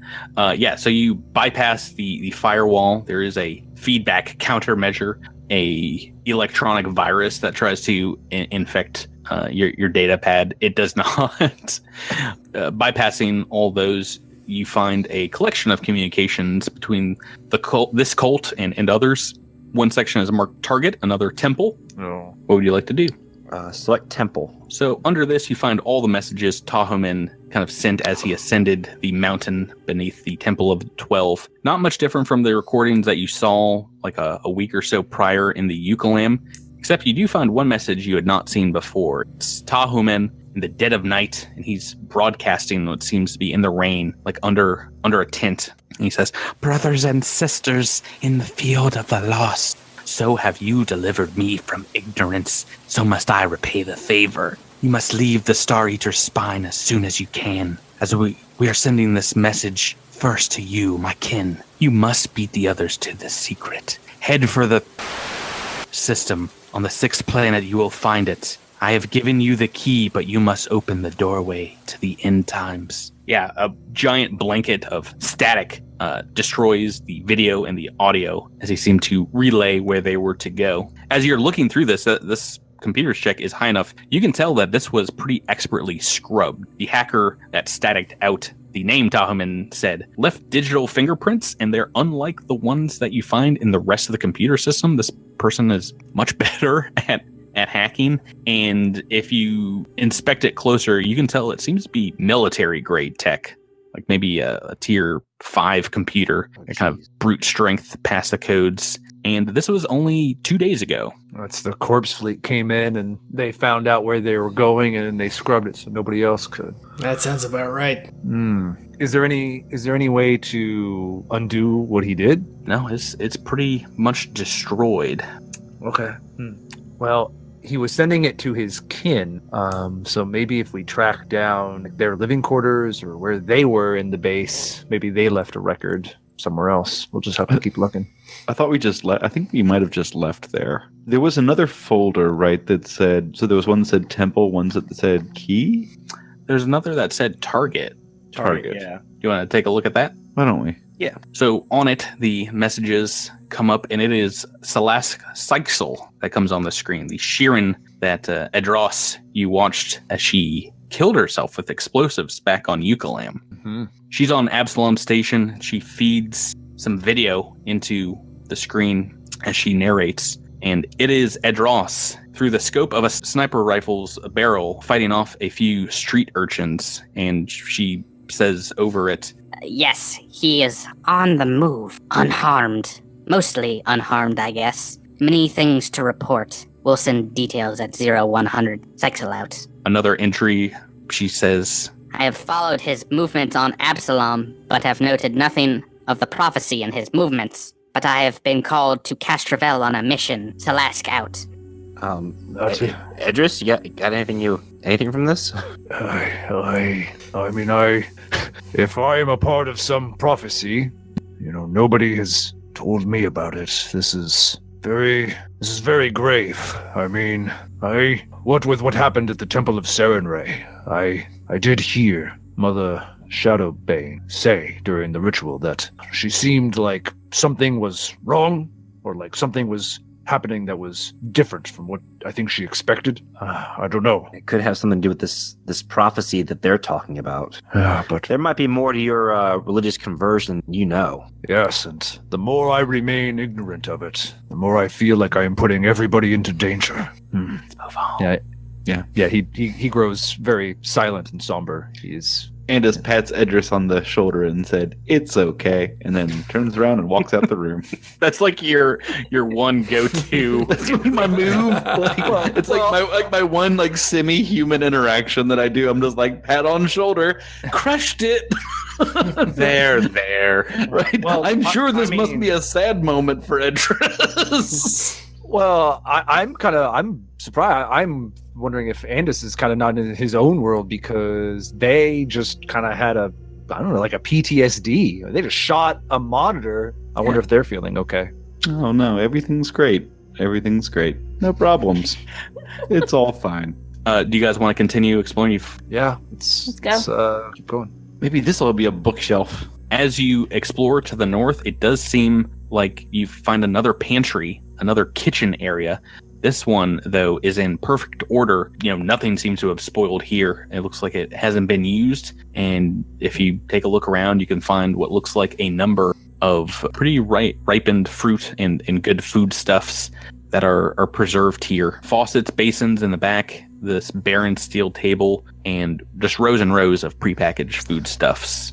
Anything you want to do here? I'd like to gather some of the prepackaged food. Yeah, so if you want to take some time, you can either make some food now, or you can pull some R2Es from these supplies. Some good food you can eat down the road. Yeah, and I'd like to dig through the pantry and see if there's anything else. Nothing really besides food here. But just like the south side of the base, it does open up into what looks like 3 more chambers of quarters. Chairs, cots, some small shelves, dressers dotted between, but this side looks a little more messed up. You see profane symbols, skulls scrimshawed with occult iconography, wire sculptures spun like a metal wreath coated in a sticky black ichor. Along the walls here is something written in dried blood with a dark and evil-looking script in multiple hands. Lots of different shapes and sizes. Does anyone here speak Abyssal? I do. Oh, hey, Raimi, we don't have to do any rolls. Raimi, you see scrawled all over the place in different dialects and different kind of mannerisms. And in places, the words are jumbled up and written top to bottom, backwards, forwards. It's a single phrase, just over and over. The entropy of existence is known. It's just more of the cultist babble, repeating the same phrase over and over again from that book. The entropy of existence is known. Yeah, so it seems to be a pretty key text for these Devourers. And taking a look here, it looks like something out of a horror story. But if you're looking around this section, you find a few things. There's a locked dresser in one of the rooms, and you do find what looks like a key card in a pile of clothing. And it's because you had already hacked this computer. It looks like a key card to help out with the computer at the beginning of the Star Eater spawn, the one that allowed you to deactivate the traps. Oh joy. Does anybody want to work on this dresser? Sure. Yeah, let me take a run at that. Make me an engineering check. 25 on engineering. Cracking it open pretty easily. You do like the old Fonzie smack with your elbow. Inside you find a pair of injection gloves and a few doses of weaponized insanity mist. Do they fit into the gloves needles? Yes, they do. So does a glove hold one charge at a time? It's a great question. Or can you get like one for each finger? Because I really want to like fill each thumb up with like a healing serum, and whenever I lose all my hit points, I say, "Who's got 2 thumbs and lots of hit points? This guy." And just like I point my thumbs at myself and I stick myself with my healing serums. This weapon or its ammunition can be filled with a drug, an injury poison, or a medical compound. On a successful attack with the weapon, either the first attack if it's a melee, or an attack with the relevant piece of ammunition if it's ranged, the weapon automatically injects the target with the substance. Refilling the weapon with a new substance acts as reloading and as a move action. And it looks like as you go into the last chamber that there is, on the north side, another set of mechanical looking rows of metallic shelves. And on this side, there's a few sets of armor. As you pile into the room, greedily grasping at the armor there, I need everyone to make an initiative roll. Oh, dang it. Oh, Yeah. You didn't think it was happening, but here we are. yes. I didn't make it that far. Oh man, I forgot you guys didn't find the toilets. Oh, we will. Oh, burned that 20 on an initiative roll. So did I. Jeez, you guys. 220's gone. What are you doing to me? Hey, I rolled poorly on this. Alrighty, as you move into this room, a number of security robots, black and red, just like the ones you saw on the south side. These ones very operational. Stand up, turn around, and have weapons kind of drawn on you. We're in initiative turn order with Edros at the top, ready to roll. I know, I've been at the top of 2 initiative turns. This is very nice when I'm at the top. You rolled, what did you roll last time? Like a 19? This is a 20? Oh boy. Yeah, I very much want to go first. So yeah, there is one of these security guys, 10 feet to my left. Mm-hmm. It's like intruder alert, and its eyes turn from white to red as it sees you. Yeah, there's one further into the room, but this one, he's the most immediate, could hit my buddies. So I'm just gonna move 5 feet right up into this guy's grill. Yeah. And take a swing with the curved blade. See what that does. Oh my gosh. I'm a legend! I am a legend! All right, natural 20, believe it or not, critical hit on these guys. Wow, what is that? Third? That's a lot of damage. Yeah, so that's going to be 16 and then plus 18 for 34 points of damage. Do these guys bleed? I don't think they bleed. They are constructs and they are immune to bleed effects. So unfortunately, waste curved blade, not doing it on robots. Yeah, but but 34 points of damage. Yeah, but 34 points of damage again. Next is Rek. With this other one over here that Adras did not just crit, I am going to shout, "Get him!" Okay, so the one that's not been hit. Yeah, and I am going to pull out my Corona laser pistol and take a shot. Natural 20! What's going on? I don't like any of you guys tonight. Can we go back to the thing that was making you shoot yourselves instead, please? Oh boy, okay, so that is critical hit. So they don't bleed, but do they burn? I believe so. Construct types. What's that damage knack? So that is an 8 damage with a critical effect of 8 plus 1d4 burn. So is that 16 plus 1d4? So yeah, that'd be on their turns. Wow. Raimi, please. Hashtag knack shirt. I know, right? I have not rolled. I have not done the like quintessential Tyler sucks at rolling dice since I bought this shirt.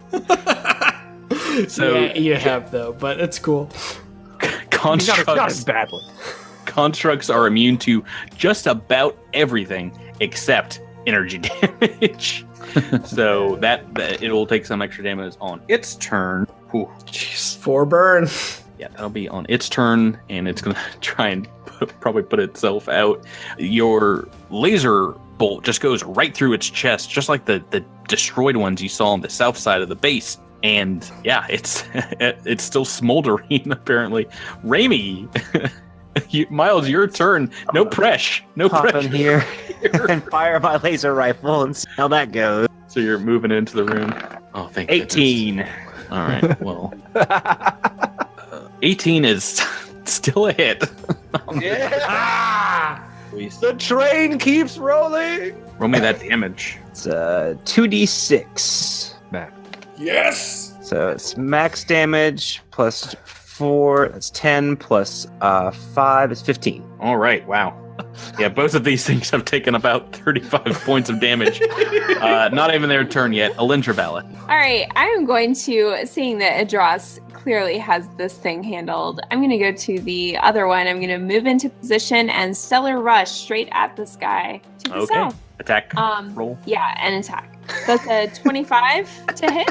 It's a hit. Yes! And that's 18 points of damage. Oh boy. Oh boy. It's still up, but yeah, you drive your solar blade right into its chassis. It is hurting. I gotta do math that's hurting so much. Okay. And Andus 147.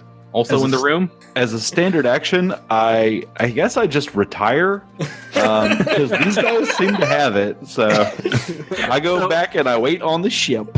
If you had all focused on one of them, I think one would be dead by now. Yeah, You're just doing so much damage. Yeah, I guess I'll track this one and take a shot. So the one that Alindra is attacking. All right, so, the one that everyone but Edris has attacked. So it's not getting cover from her, but you're shooting past some metal shelves. It's going to get a little +2 bonus to its AC. That makes sense. No.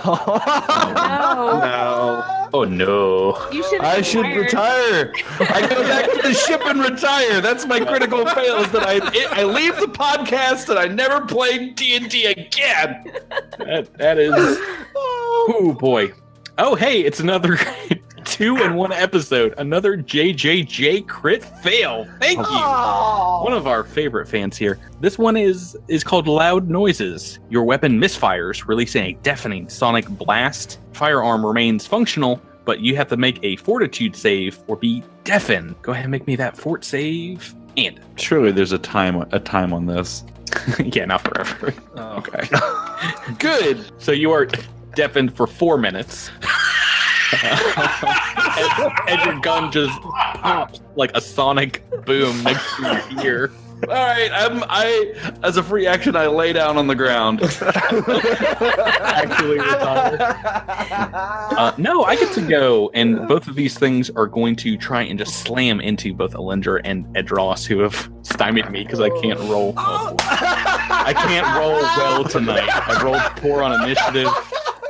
I've rolled a 1 on the attack here. These guys are below your CR, so I'm not doing this stupid thing. I'm not doing this stupid crit fail. I've rolled a 13 for Alindra. What is your KAC, Rebecca? 21. Okay, so this thing just hits you with a slam for 10 points of damage. So not too much. And that takes us back to Edros, top of the turn order, turn 2. Edros is a little worried because he just heard a really loud noise and now Andis is on the ground. So he's thinking he's going to have to deal with that at some point, but he's more than happy to have this guy pinned into the corner so he can't get to anybody else. I think I'm just going to full attack. I'm probably going to get punished for being greedy here, but because we really don't know the AC, but full attack it is. First attack. Oh yeah, yep. This is the mistake. 3 on the dice. That's a miss. That's a miss. Second attack. Yeah, that's a miss. Oh too, boy. 12. Yeah, you used up your knack luck. Your knack. Yeah. That takes us to Knack himself. Knack Sizrak. All right, I am going to shout, "Get him!" at the one that we were all targeting in the last round, the one that is menacing Alindra. And I'm going to take another shot with my Corona laser pistol. That is a 25 to hit. 17. That's a hit. For 7 damage. Ooh, it's so close. Yeah, you've burnt another hole. This time through its neck. Oh boy. Raimi, Quindar, your turn. All right. Raimi's going to fire at the same robot that is attacking Alindra. That's a 16. Ooh, that is a miss. Unfortunately, miss. Alindra Valis, you're up. All right. I'm going to double attack. That's a 14. 15. That's a miss. 15. Miss. All right. Roll that again. And even worse. That's what happens when you get greedy. Yeah, I know. Alrighty.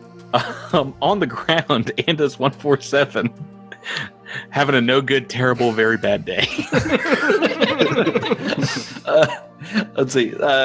Andis tricking the security robots into thinking that he fell down dead. Just takes 2 shots from the ground. A false sense of security? That's right. A false sense of security robot. Exactly. Oh. Do you want to shoot the one that Adros is fighting? Alindra? No. Alindra. Okay. Make me those attack rolls. Will. There's 1. Ooh. Whoa! There's 2. 2 17s. This happened last week as well. You rolled 2 really high ones. Both of those are hits. 1, 2. That one's totally. Yes. Wait, no. Yeah, you shoot it. Its head off. Its leg off. It falls to the ground. I'll tell you what. I do the leg. I do the leg so that it falls to the ground, and then it sees me, and I'm like, I'm still awake. Yeah, that last one was just overkill. On its turn, I've got this guy on Edros. He's just going to try and make another couple of slams because he's pinned into this corner. Beat him so well on the initiative roll. All right, 1 miss and 1 critical hit. There you go. Paid back that natural 20. Fair enough. So that is 22 points of damage as it brings both of its metallic arms just down on your neck, pummeling you into place. Yeah, how about that? Now it's back to your turn, Tyler. Turn 3. Okay. So hearing the death throes of the other robot, maybe noticing that Andis is celebrating. So let's swing first, and then I'll move out of the way, I think. What a grand idea. First swing. 1 swing. That's a 19 on the die, so I'm sure that's a hit. 14 points of damage. Oh boy, big hits, big hurts on these robots. They're like punching bags to you guys. It is still up, and you want to move now? Yeah, I'm gonna just take a 5-foot step back. Open Guarded up. step back. Dax is right. You have a clean shot now. Get him! And Corona laser pistol. That is a 19 to hit. That is a hit. For 8 damage. 8 damage. It's still up. It's still dangerous. And we are on to Raimi Quindar. All right, so Raimi's gonna step aside so that he can get a clear shot as well. Gotcha. And take a shot with his laser rifle. That's 24. That's a hit. Yeah, baby. 4 plus 5, 9 points of damage. 9 points. It had exactly 8 points of health left. It's dead. Yes! We're up in the armory. Explodes, and you guys are surrounded by some sweet, sweet armor. You find a couple of D suits, Mark 1, the same fashion Tahoe men wore, but in a mottled gray color. 2 Mark 1 Estic suits, a couple of Mark 2 suits of Kasathan Microcord, and a Soki Refractor suit. And these are all in black and red colors, adorned with wicked-looking skulls and fangs, other symbols of the Devourer. Why don't you guys give me a perception check real quick? It's a natural 20. That's right. Yeah, maybe this is for Alindra. You tap on the wall, you feel a slightly raised surface, and it comes up with a little computer panel with a locked entry into it. Does anybody have an engineering roll for me? Is this an engineering check that can be assisted? Yeah, sure. Not needed. 30. Miles is rolling great on skills tonight.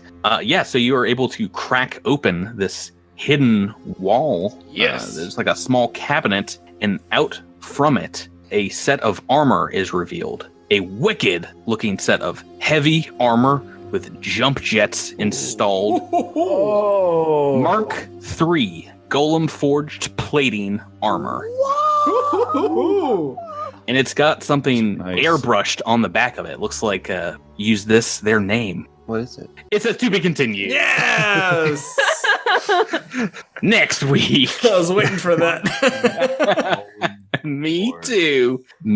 That's Oh my god.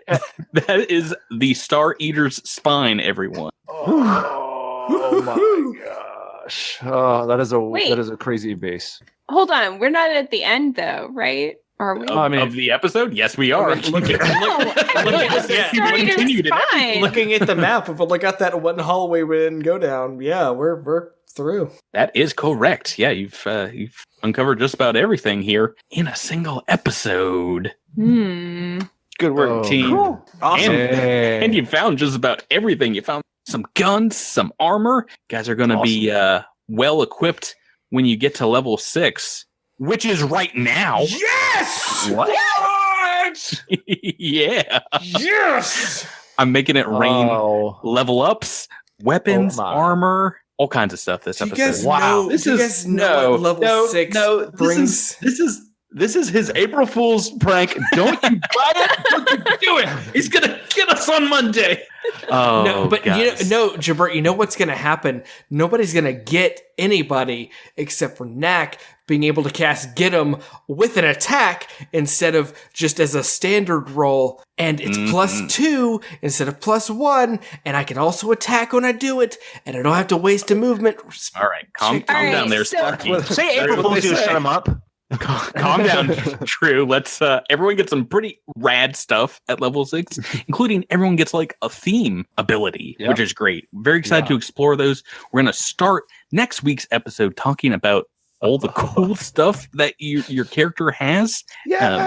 Things that you're putting on, your armor, your weapons, and your abilities. Cool.